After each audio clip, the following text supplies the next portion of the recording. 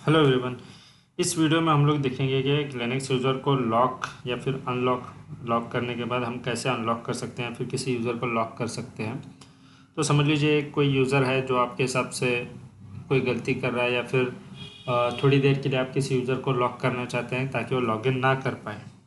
तो हम उसे कैसे कर सकते हैं? फॉर एग्ज़ाम्पल मुझे समझ लीजिए एक यूज़र है पीटर नेम का, उसे मुझे लॉक करना है। तो लॉक करने के लिए -wd-l का इस्तेमाल करते हैं, -l फॉर लॉक।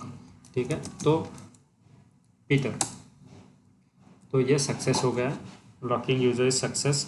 अगर मैं पीटर यूज़र से लॉगिन करने की कोशिश करूँगा तो ये पासवर्ड मांगेगा। ये देखिए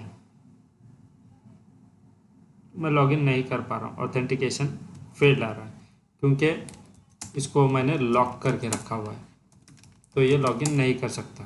अगर मुझे इसे अनलॉक करना है, थोड़ी देर के बाद समझ लीजिए आपका एक्टिविटी हो गया है या फिर कुछ भी अगर इशू जो है वो रिजॉल्व हो चुका है, फिर आप उस यूज़र को आप उस यूज़र को अनलॉक करना चाहते हैं तो -u का इस्तेमाल कर सकते हैं।